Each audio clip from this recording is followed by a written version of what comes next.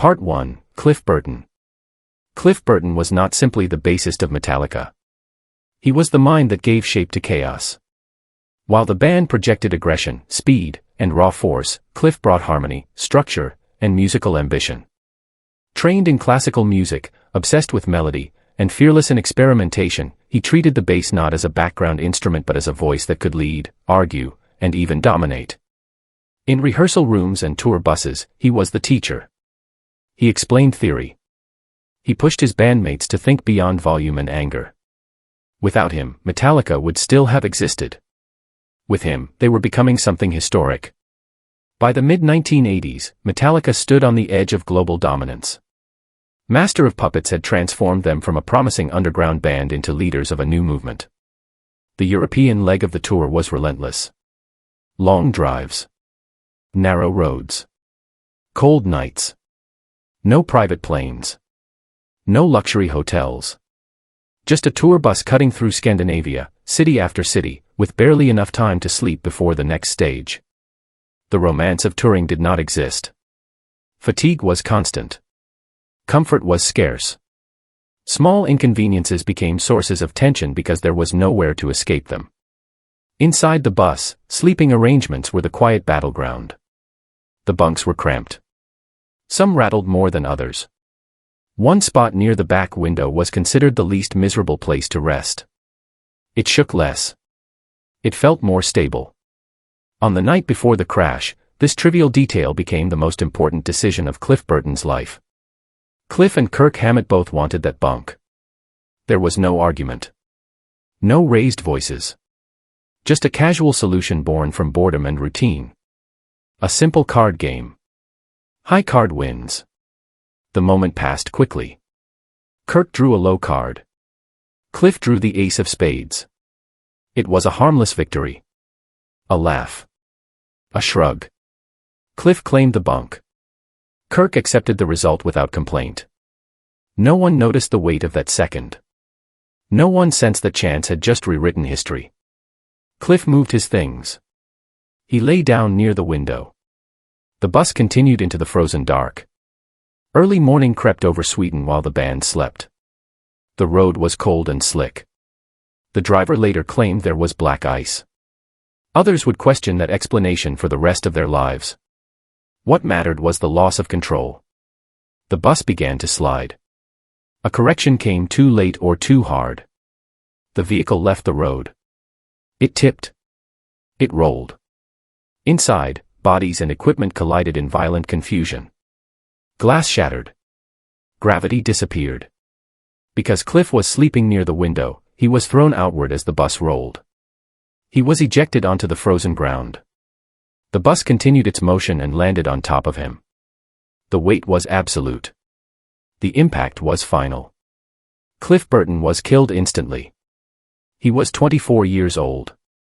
A prodigy at the very beginning of his influence. The survivors stumbled out into the freezing dawn. James Hetfield. Lars Ulrich. Kirk Hammett. Confused. Injured. Barely dressed. Shock delayed understanding. They counted heads. Cliff was missing. Panic replaced confusion. When they saw part of his body beneath the bus, hope flared for a second. Maybe he was trapped. Maybe he was alive. A crane was called to lift the vehicle. In a cruel extension of the nightmare, the cable snapped and the bus dropped again. It was a brutal image that would burn itself into memory, even though medical confirmation later showed Cliff had already died in the first impact. Grief quickly turned into rage. James walked the road in his socks, searching for the black ice the driver described.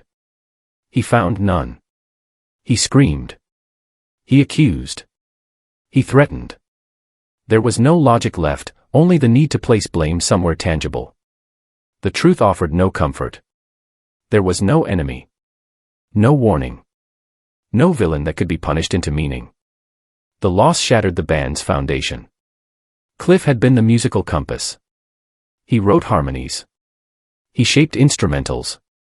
Orion, his creation, would later be played at his memorial. Without him, Metallica felt lost. For a time, they considered ending everything. Continuing felt like betrayal. Stopping felt like surrender. Cliff's family urged them forward, believing music was what he lived for. The band carried on, but they were no longer the same people who had boarded that bus. Decades passed, yet the question never faded. What if the card had been different? What if the bunk had been swapped? What if chance had blinked? Kirk Hammett would carry that thought quietly for the rest of his life. The randomness was the cruelest part. Not excess. Not ego. Not recklessness. Just a small game, a winning hand, and a road that did not care who was riding on it. Cliff Burton's death remains one of the greatest unfinished stories in heavy music. A mind expanding faster than the genre itself, erased not by ambition but by coincidence. His legacy lives in every bassist who refuses to stay in the background and every song that dares to be both brutal and beautiful. Some stories make you question whether fate watches silently or whether meaning is something we force onto accidents after they happen.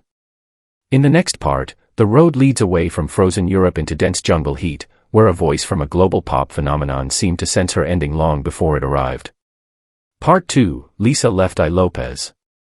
Lisa Lopes was not a side character in a successful group. She was the pulse. The restless intelligence.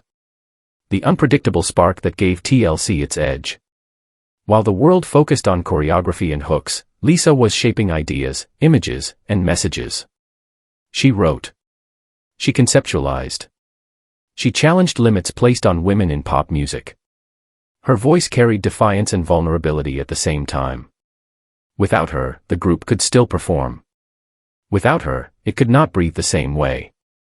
Fame arrived fast and stayed loud. Awards, charts, interviews, and pressure stacked without pause. Lisa thrived creatively but struggled internally. Public narratives reduced her to headlines and spectacle. Her inner life became harder to protect. Over time, the noise of the industry began to feel suffocating. She did not burn out quietly. She pulled away deliberately, searching for something the stage could not provide. Honduras became her refuge. Not a vacation, but a retreat. A place where she believed healing was possible. She spoke about cleansing energy, about stepping away from expectations, about listening to signs rather than schedules. Surrounded by jungle, humidity, and isolation, she felt closer to herself than she had in years. Cameras followed her, not for promotion, but documentation. She wanted truth preserved, even if it was messy. Before the final crash, another incident weighed heavily on her mind. A separate road accident had taken the life of a young local child. Lisa was not driving at the time, but the event shattered her emotionally. She paid expenses. She offered support. Yet peace never arrived. Instead, guilt mixed with fear. She began to speak of being followed by something unseen. A presence. A sense that the accident was not random, that something had mistaken its target. These thoughts were not whispered privately. She said them out loud. On camera. To friends. To the people documenting her life. She spoke about death not with drama, but with certainty. She said she felt chased. She believed the wrong person had been taken, and that balance had not yet been restored. Those around her listened with discomfort, unsure whether to take her words as metaphor, anxiety, or intuition. On the day everything ended, nothing felt heavy. The trip was short. The mood inside the vehicle was relaxed. Music played. Laughter moved easily between seats. Lisa was driving an SUV along a narrow paved road bordered by vegetation. It was an ordinary drive, the kind repeated countless times without consequence. There was no argument. No urgency. No visible fear. Ahead, another vehicle moved slowly. Lisa pulled out to pass. The maneuver was simple, familiar. In the opposite lane, an oncoming vehicle appeared faster than expected. The space collapsed in seconds. Lisa reacted instinctively. She swerved to avoid a direct impact. Tires left pavement and touched loose gravel. Control slipped away. The SUV rolled. Inside the vehicle, chaos replaced calm. Glass broke. Bodies shifted violently. Lisa was not wearing a seat restraint. She was thrown from the vehicle as it overturned. When the motion stopped, the others climbed out shaken and injured but alive. Lisa was found at a distance from the wreckage. She had suffered severe trauma. She was the only one who did not survive. The camera survived. That detail changed everything. Footage captured the drive before the crash, the sudden movement, the scream, and then darkness. Later, when the material was reviewed, it felt unbearable. Not because it showed death, but because it showed life continuing seconds before it ended. A voice that had spoken of an approaching end now silenced in real time. News spread quickly. Fans struggled to reconcile her words with the outcome. Some saw prophecy fulfilled. Others saw anxiety shaping perception. Questions formed without answers. Did fear influence her focus? Did belief alter behavior? Or did coincidence simply wear a cruel mask? The footage offered no clarity, only proximity. Lisa Lopes left behind more than songs. She left behind a dilemma. How much power does the mind hold over the body? Can expectation bend reality? Or do humans search for patterns to soften randomness? Her story sits at the intersection of intuition and accident, refusing to settle on one side. TLC continued, but the chemistry changed. The unpredictable element was gone. Lisa had been the one willing to disrupt comfort, to push against polish, to say the uncomfortable line. Without her, something essential was missing. Not replaced. Not replicated. Her legacy remains complicated and powerful. A woman who lived loudly, questioned deeply, and refused to be simplified. Her final chapter forces reflection on how much weight we give to inner warnings and how fragile the boundary is between thought and outcome. Some viewers see her words as coincidence, others as insight, and that difference says as much about us as it does about her. The next chapter shifts from intuition to fear itself, following an artist who spent his life avoiding cars, only to meet his end inside one. Part 3, Marc Bolan. Marc Bolan stood at the center of British glam rock like a spark that never stopped burning. He reshaped popular music with glitter, swagger, and fantasy at a moment when the scene needed color and confidence. His songs blended raw rhythm with playful mysticism.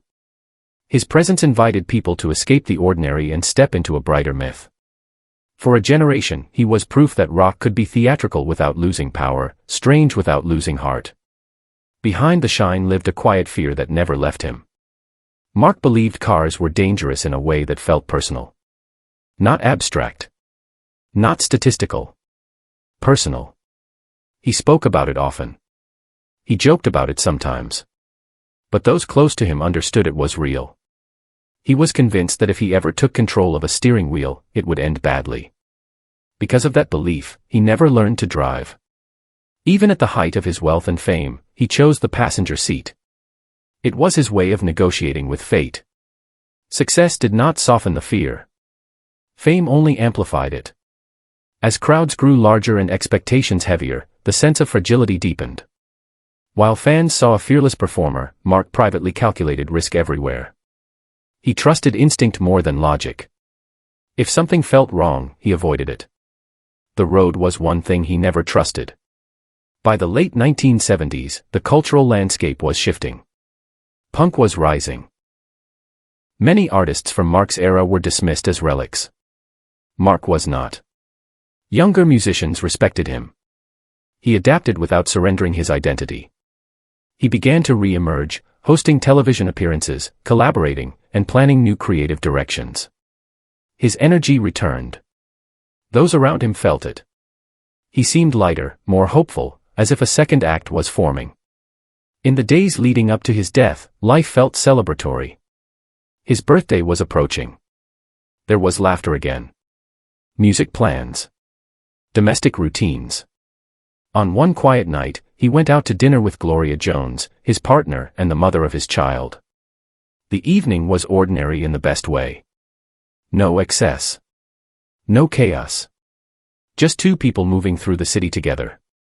They left late. The streets were dark. Moisture hung in the air. Gloria drove her small purple Mini. It was not built for speed or protection. It was compact, light, and vulnerable. Marc sat beside her, trusting that he had avoided the one role he believed would kill him. The passenger seat had always felt safe. The road near their home curved gently through a wooded area. Visibility was limited. The surface was uneven. What happened next was sudden and irreversible. The car lost control. Whether it was a mechanical issue, a misjudged turn, or a moment of distraction, no clear answer ever settled the question.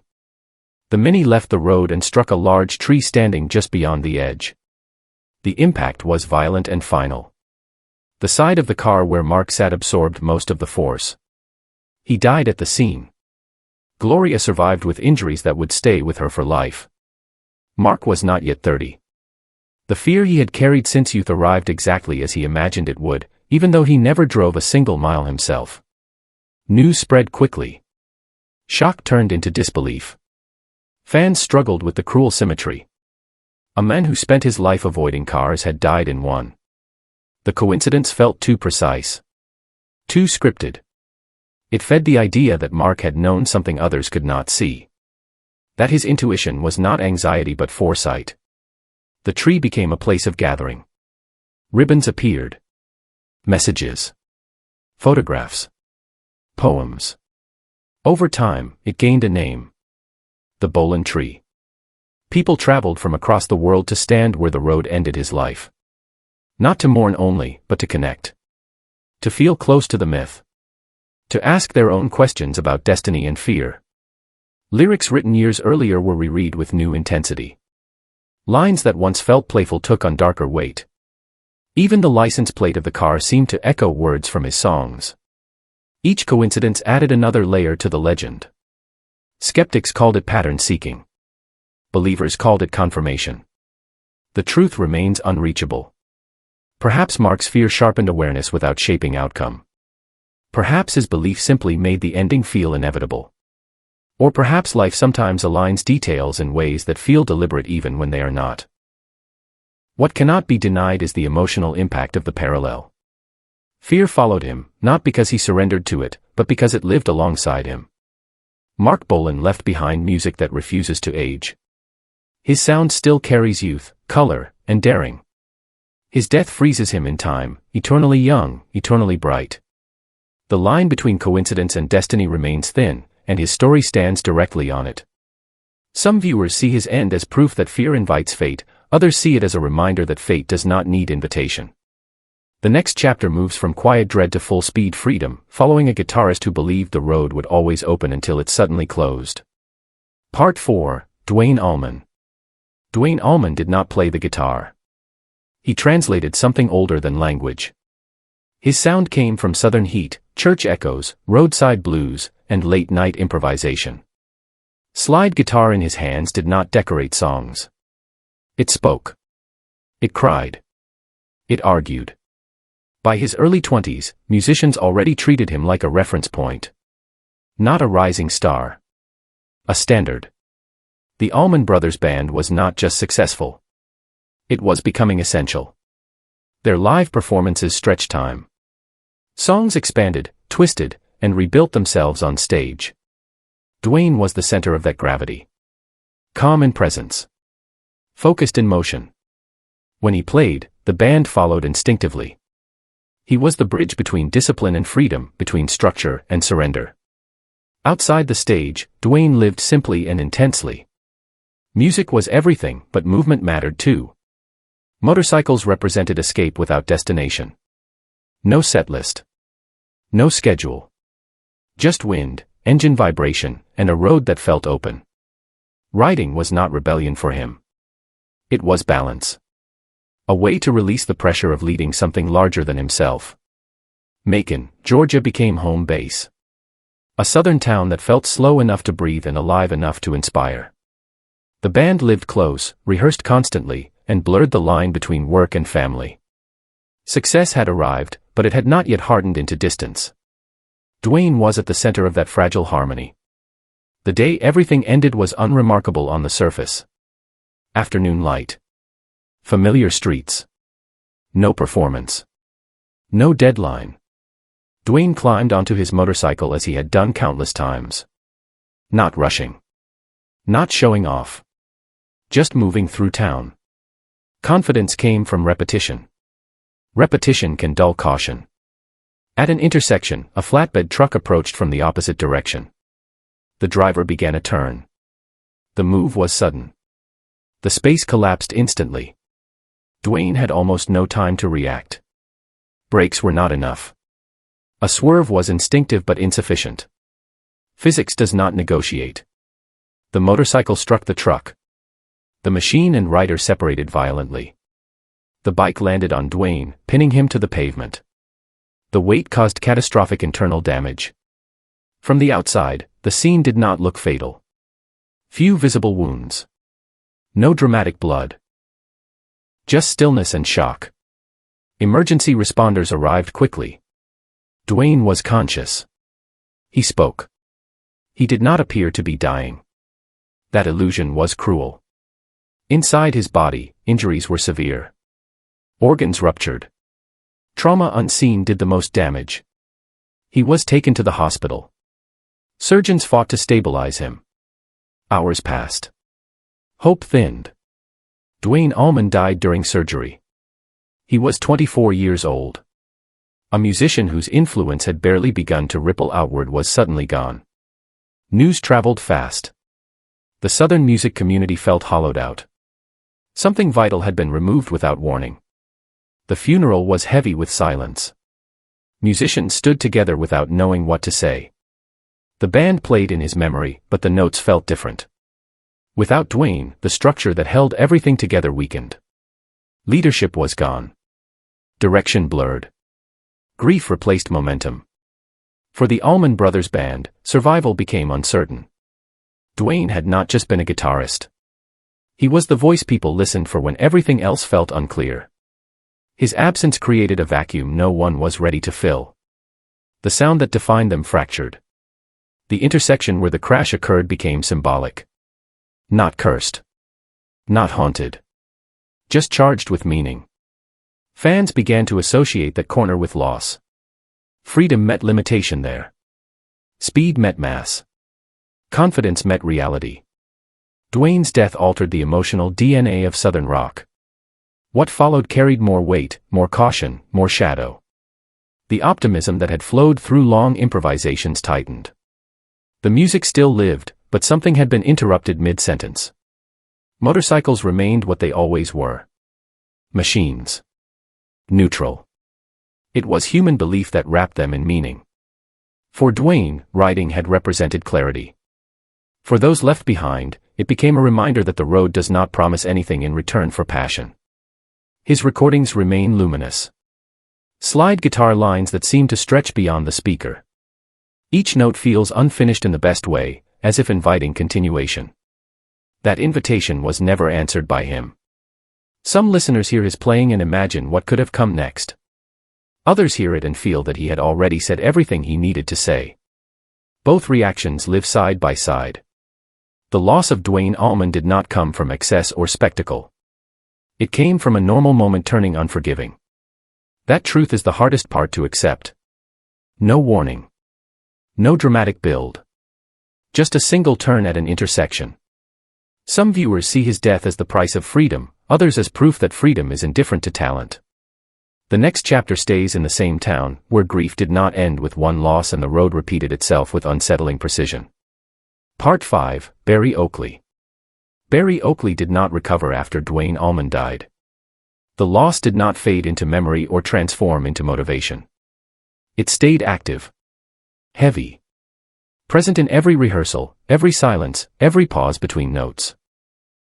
Duane had not just been a bandmate. He had been a guide, a center of gravity, a voice that made decisions feel certain. Without him, Barry felt unanchored. Those close to him noticed the change immediately. Weight dropped. Energy vanished. Alcohol became a companion rather than a habit. Conversations turned inward. He spoke less about music and more about absence. Sometimes he said things that unsettled people. Statements about not wanting to stay. Comments that sounded like resignation rather than grief. No one knew how seriously to take them.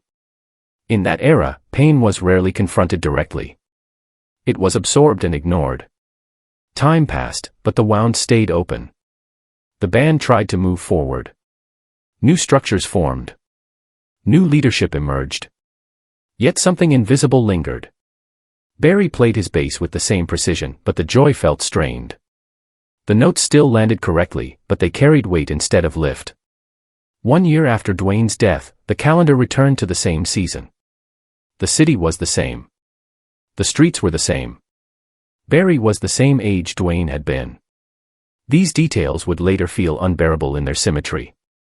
On that day, Barry climbed onto his motorcycle. It was not a dramatic decision. It was routine. Familiar. The kind of act repeated often enough to feel safe. The route took him near the area where Duane had died. Not exactly the same place, but close enough to stir memory. Traffic moved as usual. A city bus approached an intersection. Space narrowed. Timing failed. The motorcycle collided with the bus. The impact was violent but not immediately fatal. Barry was thrown from the bike. He stood up afterward. He spoke clearly. He insisted he was fine. Witnesses described him as shaken but aware. Emergency responders offered help. Barry refused transport to the hospital. Fear of hospitals had grown after watching Duane die in one. He believed he could handle this alone. He went home. Sat down. Talked with friends. Complained of a headache. It did not sound alarming at first. Just discomfort. Fatigue. Hours passed. Inside his skull, damage was unfolding silently. Blood pressure increased. Swelling grew. The condition is known for deception. The person appears lucid while danger escalates unseen. Barry's behavior changed gradually. Speech slowed. Confusion appeared. By the time those around him understood the seriousness, urgency replaced doubt. He was taken to the hospital. The same hospital where Duane had died. Doctors worked quickly, but the delay had already sealed the outcome. Barry Oakley died later that evening. The cause was internal head trauma. He was 24 years old. Exactly the same age as Duane. The city absorbed the shock in disbelief. 2 core members of the same band lost in nearly the same way, in nearly the same place, separated by almost exactly 1 year. The coincidence felt overwhelming. Fans struggled to process it. Even those who rejected superstition found themselves uneasy. Logic explained each event individually. Together, they felt impossible to separate from meaning. The idea of a curse entered conversation, not because people wanted mystery, but because randomness felt inadequate. Barry was buried beside Duane. 2 graves next to each other. Visitors stood between them, unsure where to look first. The placement turned grief into a single shared image. Brotherhood in life. Brotherhood in death. Silence where sound once lived. For the Allman Brothers Band, this second loss closed a chapter permanently. Survival continued, but innocence did not. The early vision was gone. What followed carried resilience instead of freedom. Control instead of expansion. The music endured, but its origin story ended there.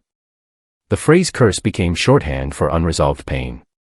It represented the inability to accept how fragile momentum truly is. How easily one absence can unravel everything built around it. Barry's death reinforced the idea that grief itself can be dangerous when left unattended. Some believed Barry was reckless. Others believed he was exhausted. Some saw fate repeating itself. Others saw a broken man ignoring his body's warnings. All interpretations share one truth. Loss compounds when it is not processed. Silence multiplies risk. Barry Oakley was not defined by how he died. He was a melodic force who shaped the sound of a generation. His bass lines carried warmth and intelligence. They anchored chaos and gave songs a spine. That legacy remains intact. Yet the story surrounding his end refuses to quiet. The pattern is too precise. The timing too sharp. It remains one of the most unsettling repetitions in music history, not because it defies explanation, but because explanation does not bring comfort. Some viewers see his death as coincidence amplified by grief, others as proof that unresolved loss echoes forward with consequences. The next chapter leaves the haunted streets of Georgia and follows a man whose generosity pushed him onto a highway where kindness offered no protection. Part 6, Harry Chapin. Harry Chapin was not admired for volume or spectacle. He was admired for conscience. His songs carried ordinary voices and ordinary regrets, delivered with a clarity that felt personal. When he sang about time slipping away, listeners recognized themselves. When he spoke off stage, he spoke about hunger, fairness, and responsibility. Music was his platform, not his destination. Generosity defined his routine. He gave away earnings as quickly as they arrived. Free performances filled his calendar. Causes replaced comfort. He measured success by impact rather than accumulation. Friends worried that he never rested, never protected himself, never allowed the body to catch up with the ideals. He brushed off concern with purpose. There was always another benefit to play, another promise to keep. He drove himself everywhere. Not out of thrift alone, but habit. Independence mattered to him. The car he used reflected his priorities. It was practical, worn, and aging. He refused upgrades that would have made travel safer or easier. Money, in his view, belonged elsewhere. The road became his office, his rehearsal space, his corridor between commitments. On the day his life ended, he was doing exactly what he had always done. Traveling to perform without charge. A highway outside New York carried fast-moving traffic under summer heat. Lanes were full. Engines were loud. He merged and continued forward, focused on reaching people who expected him. Witnesses later described a sudden change. His car began to lose power in a lane where speed was constant. Hazard lights appeared. The vehicle slowed sharply. Space collapsed behind him. A large truck approached with too little distance to respond. Braking and swerving could not overcome mass and momentum. The impact crushed the rear of the car and ignited fuel. Fire spread quickly. Smoke rose above the roadway. Drivers stopped. People ran toward danger without calculation. Doors were forced. Hands burned. Efforts continued until emergency crews arrived. He was pulled free and rushed by helicopter, but his condition was already beyond recovery. An unresolved question followed. Medical examination suggested a cardiac event. Debate formed around timing. Did his heart fail before the collision, causing the slowdown, or did the shock of impact trigger failure afterward? The difference mattered to investigators but not to those who grieved. The outcome was the same. A man who lived for others was gone. News traveled fast. Radio stations paused. Songs played with new weight. Lyrics about absent fathers and missed chances cut deeper. Irony surfaced without invitation. He had sung about not being there. He had been there for everyone. Now he was nowhere. Legal proceedings later awarded damages against the trucking company. The money did not linger. It flowed back into the causes he had supported. Even after death, his resources moved outward. The pattern continued. His lifestyle invited uncomfortable reflection. Was relentless giving noble or neglectful? Where is the line between sacrifice and disregard for self? Can devotion excuse exhaustion? The questions resisted simple answers. Admirers felt inspired and uneasy at the same time. Harry Chapin did not chase speed. He did not chase thrill. His danger came from persistence. From saying yes too often. From believing the mission outweighed the vessel carrying it. The highway offered no exemption for virtue. Steel and motion remained indifferent. Images from the scene lingered in memory. People standing in heat and smoke, trying to help a stranger because the stranger had spent a life helping them. That symmetry felt almost unbearable. The road accepted effort and returned silence. His legacy remains unique. Few musicians are remembered equally for music and service. His songs continue to teach empathy. His foundation continues to fight hunger. Yet the manner of his death forces a harder lesson. Care for others does not replace care for self. Purpose does not strengthen aging machines. Ideals do not slow traffic. The phrase saint on the highway surfaced in conversations, not as praise but warning. Saints can collapse. Highways do not yield. Good intentions cannot negotiate physics. Some listeners hear his story and feel affirmed in giving more. Others hear it and feel urged to pause. Both reactions honor him in different ways. What he leaves behind is not instruction, but challenge. Different viewers will decide whether his end reflects heroic selflessness or a cautionary tale about boundaries. The next chapter moves from quiet altruism to loud excess, where a celebration turned into a crash and one passenger paid for another driver's choice. Part 7, Razzle. Nicholas Dingley, known to the world as Razzle, arrived in America carrying momentum and belief. Hanoi Rocks had survived years of grinding work in Europe and finally reached the doorstep of the market that defined rock stardom. Their sound was raw but melodic, reckless but disciplined. Younger bands were already studying them. Opportunity felt close enough to touch. Los Angeles welcomed them with excess. Parties replaced rehearsals. Alcohol flowed without restraint. Boundaries dissolved quickly in rooms where success was assumed rather than earned. For visiting musicians, saying no felt unnecessary. Razzle was young, enthusiastic, and eager to belong. The night that ended his life began as a celebration meant to seal friendships and alliances. Motley Crue stood at the center of that scene. They were powerful, wealthy, and convinced of their own invincibility. The party escalated as hours passed. Judgment faded. A simple problem emerged. More alcohol was wanted. The solution chosen revealed everything wrong with the culture surrounding them. Vince Neil took the keys. He had been drinking heavily. His confidence remained high. He did not consider alternatives. He did not wait. He did not pause to think. Razzle joined him in the passenger seat. Trust replaced caution. The decision felt trivial. A short drive. A quick return. No consequences expected. The car was fast and unforgiving. Built for performance, not error. Rain coated the streets. Traction weakened. The engine delivered more power than control. Speed climbed. The road narrowed. A curve arrived too quickly. Loss of control followed instantly. The car crossed into oncoming traffic. Impact came without mercy. Metal collapsed. Glass exploded. Sound vanished into shock. The collision killed Razzle at the scene. He was 24 years old. His life ended because he trusted someone who treated risk as entertainment. Inside the other vehicle, 2 people survived but carried permanent damage. Their lives changed completely. Injuries altered their futures in ways that could not be repaired. They had done nothing wrong. They were simply present when arrogance met motion. Vince Neil survived with minor injuries. That contrast fueled outrage. One person lost everything. Others lost parts of their lives. The driver walked away. The imbalance felt unbearable to observers. Legal consequences followed, but they felt hollow. Charges were filed. Sentences were announced. Jail time was brief. Financial restitution replaced accountability. Many believed fame softened judgment.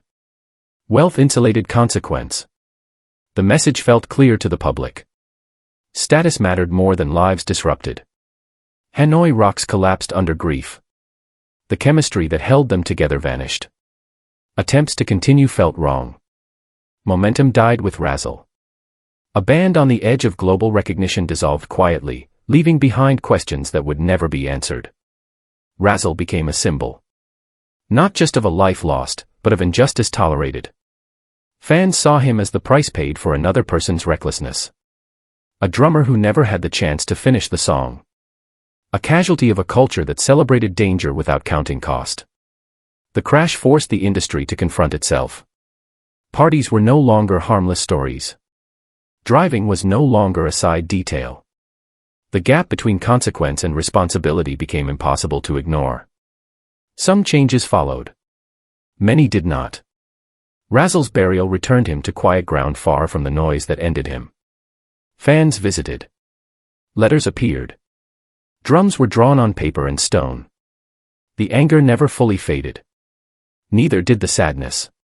His story endures because it feels preventable. No mechanical failure.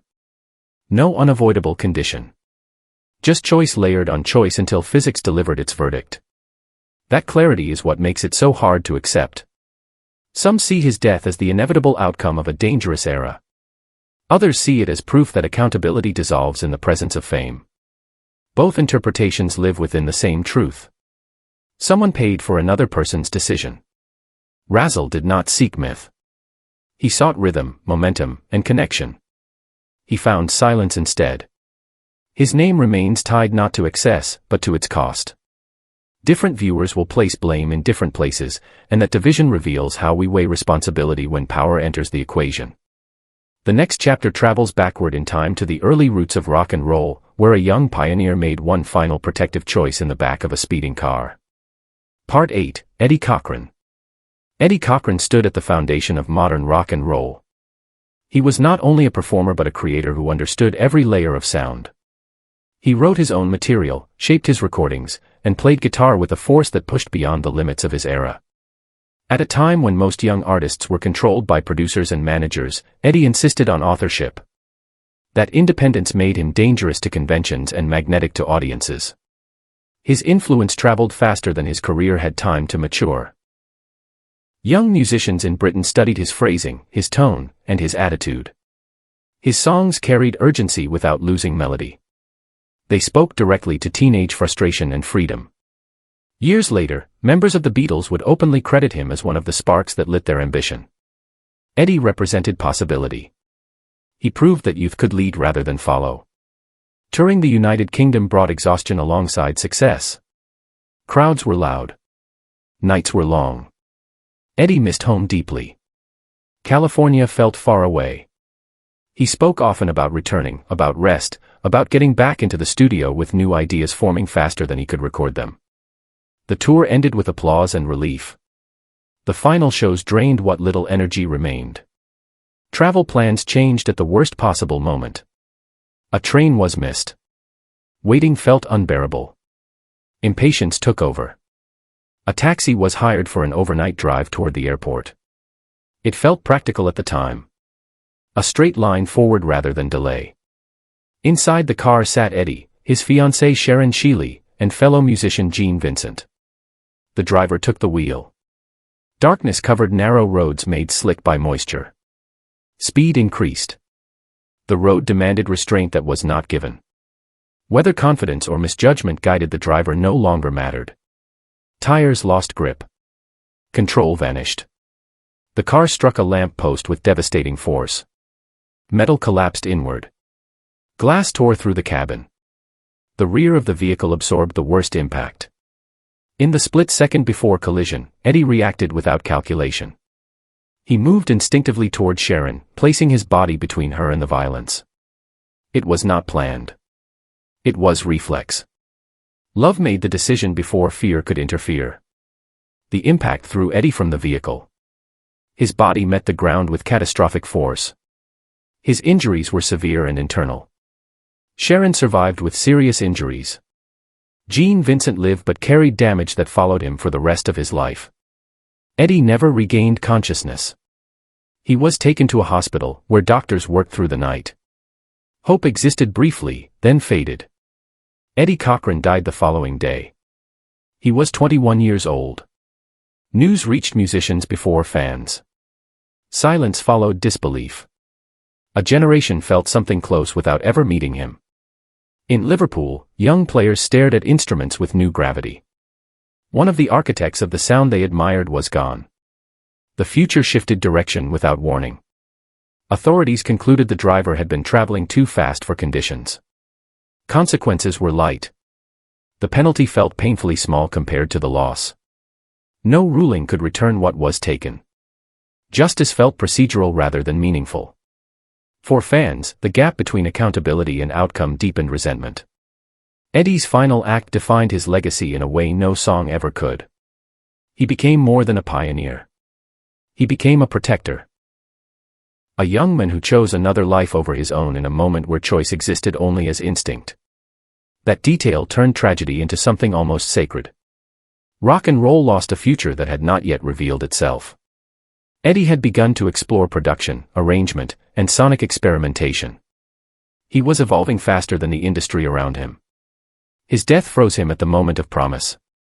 Forever young. Forever unfinished. The end of that tour marked the closing of an early chapter in rock history.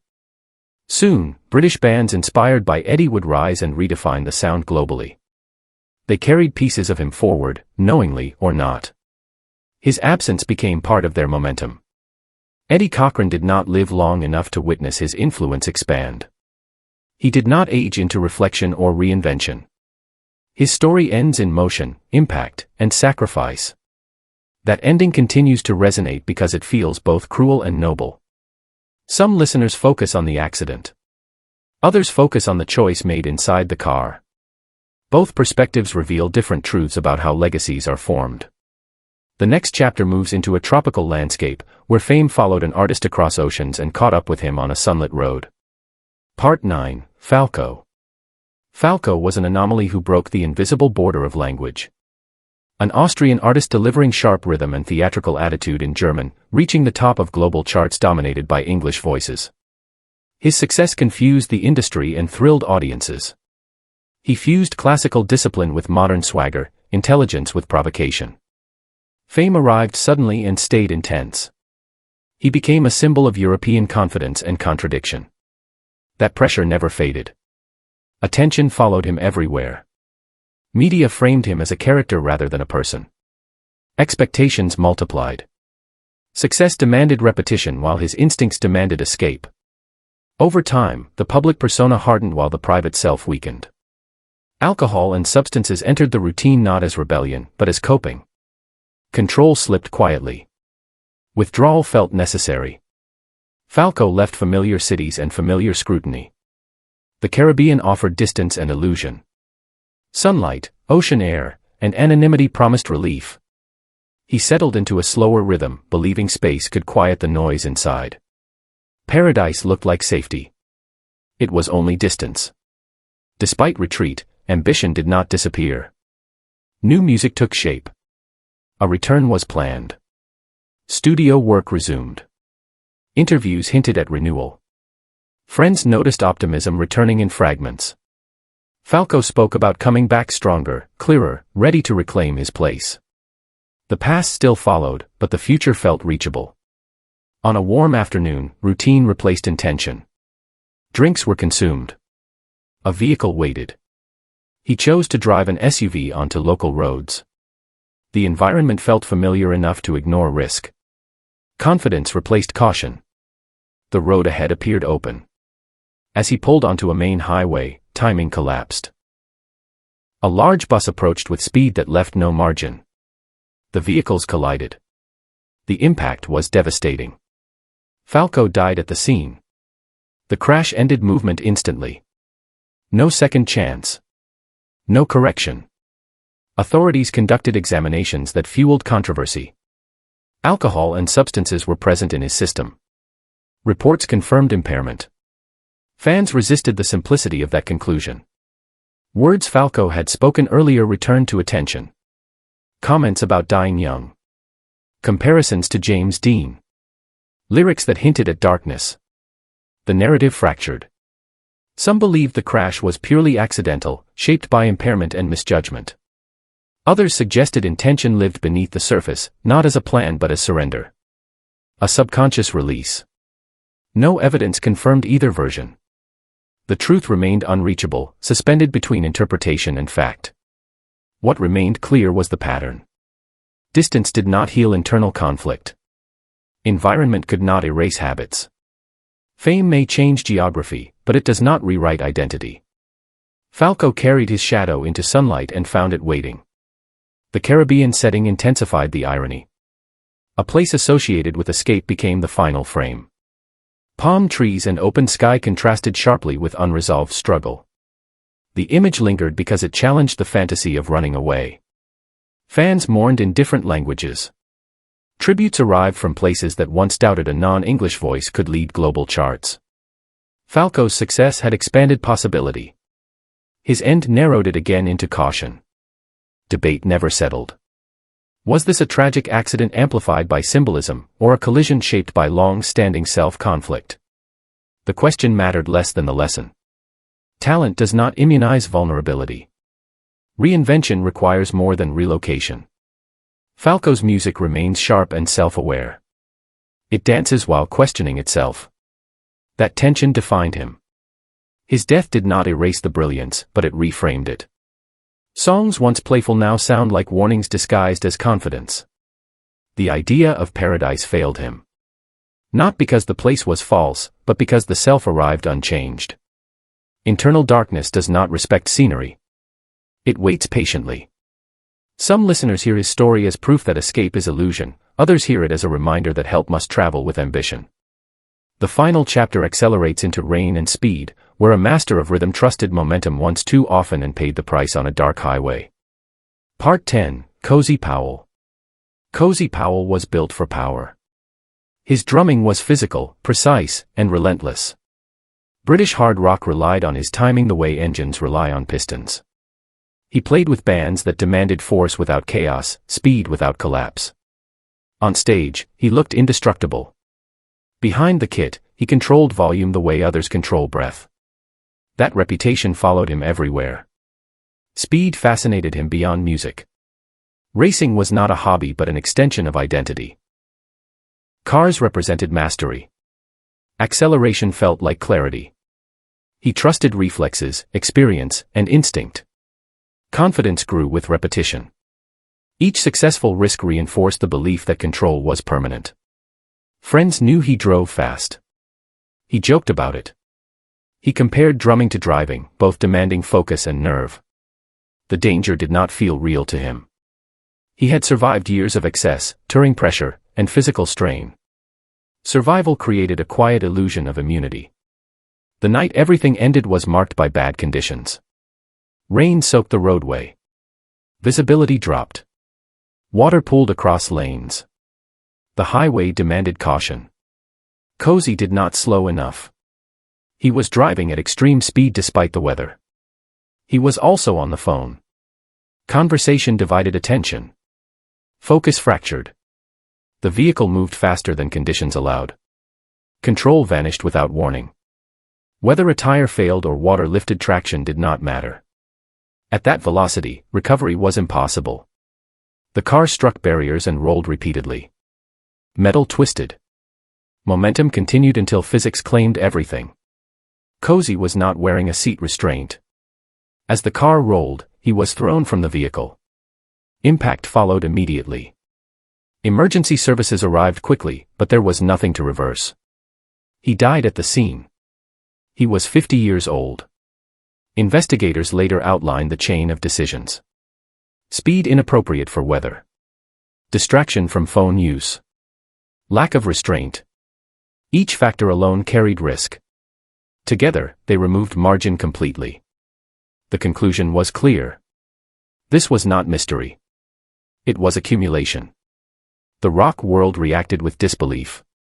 A man who anchored some of the heaviest sounds in music history had been erased on a highway. Fans expected excess to end careers slowly, not suddenly. The contrast between his professional discipline and personal risk felt jarring. Cozy Powell had played with legends. His rhythms defined eras. He adapted to different styles without losing identity. That adaptability may have fed the belief that skill translated universally. The road does not honor skill. It honors conditions. The crash exposed a harsh truth. Experience can become arrogance when warnings are ignored. Mastery can create blind spots. Confidence can evolve into assumption. None of these are punished immediately. That delay encourages repetition. The highway offered no exception. No status. No history. No respect for achievement. Water, speed, and mass followed the same rules they apply to everyone. The legend ended the same way any unrestrained body does at that velocity. His death shifted conversations around responsibility. Driving behavior mattered. Distraction mattered. Restraints mattered. The story became an example used to caution others. That was not how fans wanted to remember him, but reality insisted. Cozy's recordings remain aggressive and alive. His playing still sounds fearless. The irony is difficult to ignore. A man who controlled chaos through rhythm lost control where rhythm does not exist. Some listeners focus on the rain. Others on the speed. Others on the phone. All are correct. The outcome was shaped by sequence, not fate. Decisions stacked quietly until space for correction disappeared. The idea of immortality through skill collapsed in seconds. That illusion does not announce its failure in advance. It waits for a moment where correction is no longer possible. Cozy Powell did not die because he lacked talent. He died because the road does not negotiate with talent. The same rules apply whether the hands once commanded stadiums or steering wheels. Different viewers will judge the balance between confidence and carelessness differently, and that tension reveals how easily skill can convince us we are exempt. This concludes the journey through 10 roads that ended legends, leaving one final question hanging in the silence after the engines stopped.